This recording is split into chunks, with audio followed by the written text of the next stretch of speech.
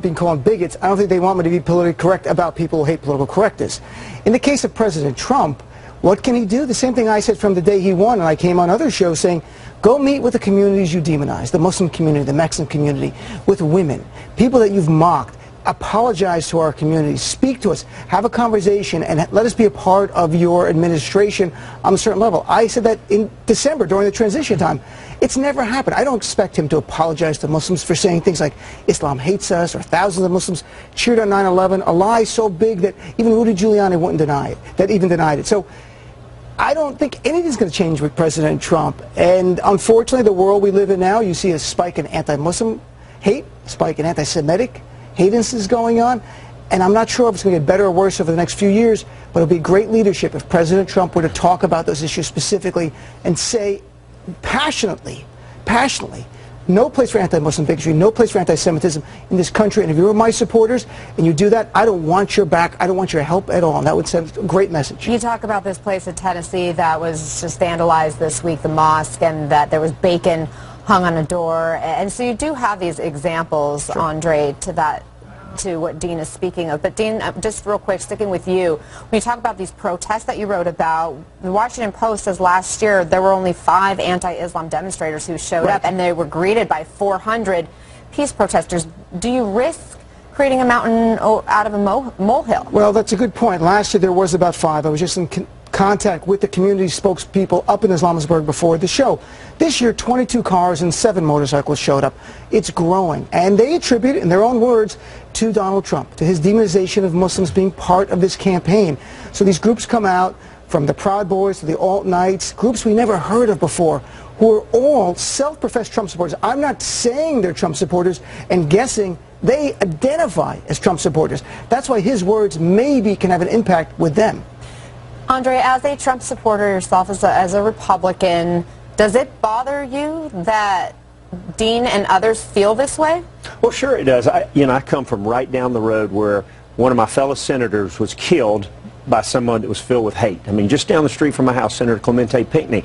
And so the fact that these folks try to say they're affiliated with Donald Trump, I think it's unfair to Donald Trump. I mean, they may support his policy. He clearly doesn't support them. But the one thing I would say is we've seen Donald Trump go into Muslim countries and say, hey, I want to work with you to eliminate terrorism, which victimizes many Muslims in those countries. And so we've seen a president reach out and say, hey, I want to work with you. And he was very well received, I would say, in many of those countries like Saudi Arabia.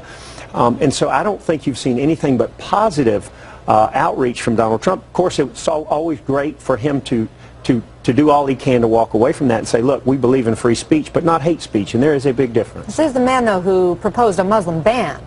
Well, and again, I interpret that as public safety. The same countries that our former President Obama said were countries that needed to be on a watch list, and our president has done the same. And I think it's more about the safety of this country and making sure we have checks and balances to make sure the safety of the American public is first and foremost at the top of the president's agenda. Why hasn't he done what Dean has suggested that could help the situation? It would be great if he came and met with American Muslims. He says America first. He meets with Muslims in Saudi Arabia, not American Muslim leaders here. Why don't you do America first? That's his policy. Come out. I'm not sure who would meet with us. He would meet with him, actually, but this is the first president since the 90s not to have a Ramadan event at the White House. That was deliberate, specific action, not to have a Ramadan event. Every president, through Bush, through the 1990s on, he's the first one. That sends a message that to us, that we're not part of the fabric of this nation, that we don't belong, we're not as American because of our faith. That's wrong. No community should feel like that. Jewish, Muslim, atheist, Buddhist, whatever you are. Our president should make us all feel included in this beautiful mosaic known as the United States of America. Is he doing enough? Well, from his perspective, probably not. From my perspective, I think he is, and I think it's whose glasses you're looking through. I haven't had an outcry of a lot of people, but again, this is not a good thing for America to have a group of folks go to. Dean uses the words Trump supporting bigots. Do you think Dean gets it wrong when he characterizes the anti-Muslim sentiment among some of Trump's supporters? I think it's how Dean feels. I don't think it's how the vast majority of Americans feel, but again, I'm not looking at through it. I'm trying to be as fair as I can. I don't think most Trump supporters feel that way. Not the one. I've never run into one that felt that way. And so to see him branded that way, it bothers me. It not only bothers me because he's my president, I don't think he feels that way, but it bothers me that there's a perception out there that people think he's that way. You think maybe him saying Islam hates us contributes to that, the idea of demonizing the Muslim community. The Muslim ban, when he announced that during the campaign, a total and complete shutdown on Muslims, was the most stunning thing I've ever heard from an American politician, saying an entire faith group should not be allowed to this country because we're so inherently dangerous. The message that sends to our fellow Americans are that we are a risk. We are not as American. We might even kill you. That's a stunning, scary comment.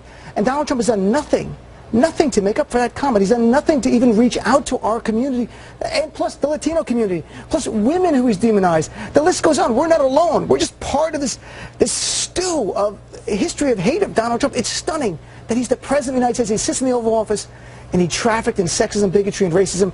And I'm telling you, I'm not the only one. Many communities feel that. Maybe you don't. I get it. But I'm telling you what we feel. Dean, does anything that you're hearing, though, from Andre give you, I guess, pause to think, hey, like, we're having a productive discussion. We're getting somewhere here. Andre's a nice guy, and Andre, I don't think Andre, to my knowledge, has never trafficked in any of that stuff. And because you defend Donald Trump does not mean you're cut from the same cloth in any way. I would like the President of the United States, the men in the Oval Office, to say the same things Andre is, and say, I want to reach out to these communities.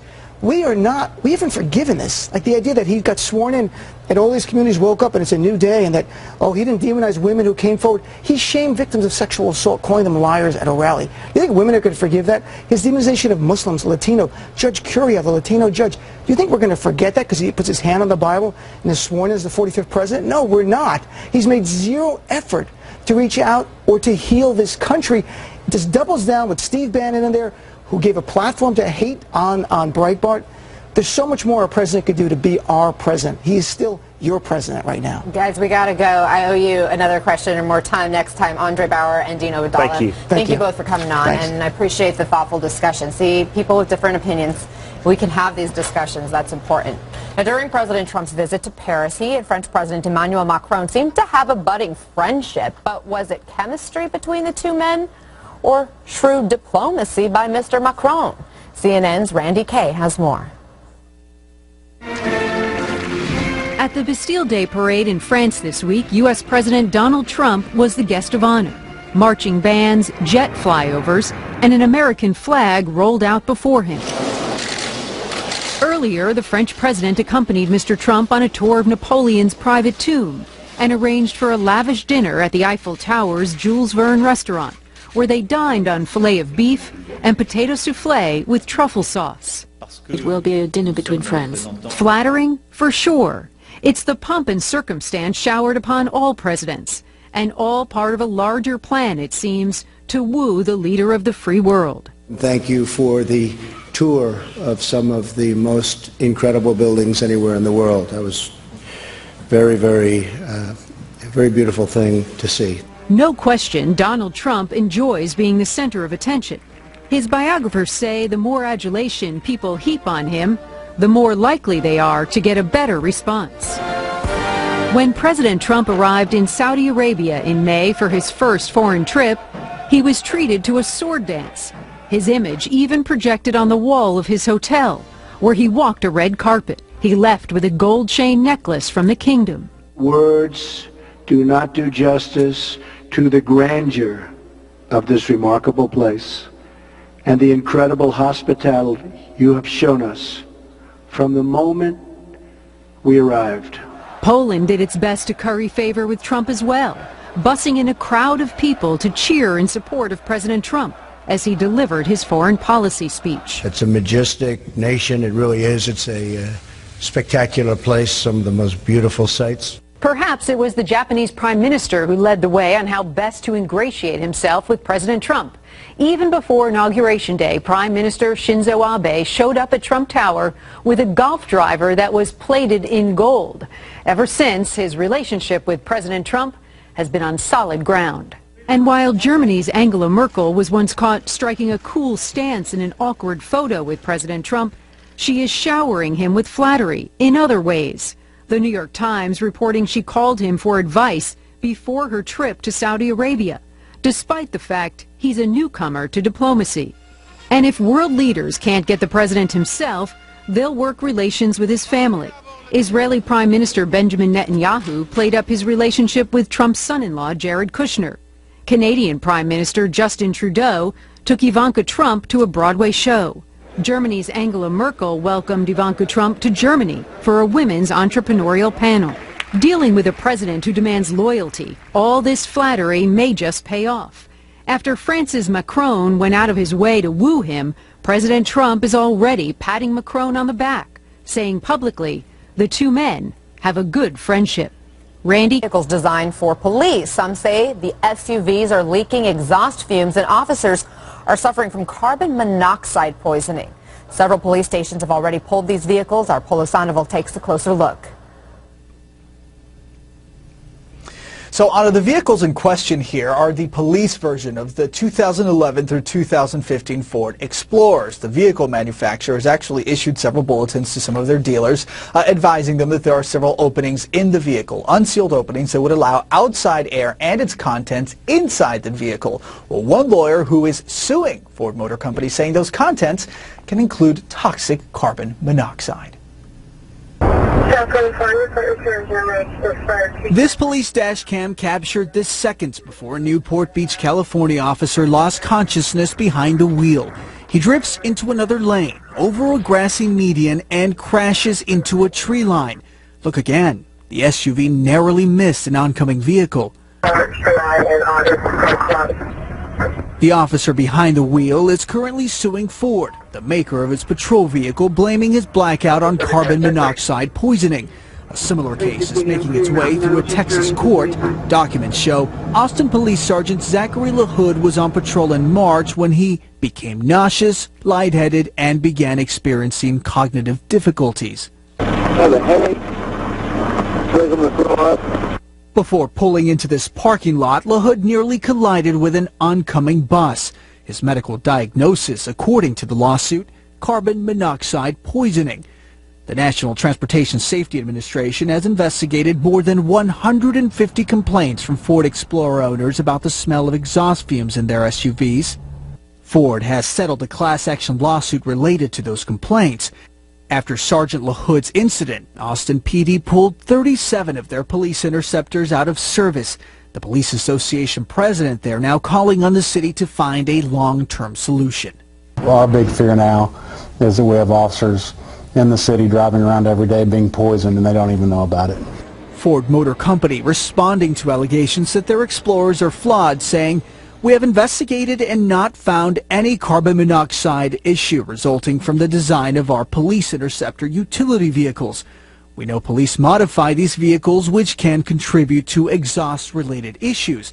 We have provided instructions to help seal these modifications and are ready to inspect any vehicles with this concern." Those instructions were sent to Austin PD. They identify openings on some 2013 police interceptors that could allow external air into the SUV. The maintenance bulletins date back to 2012, says Brian Chase, attorney for 3 officers suing Ford.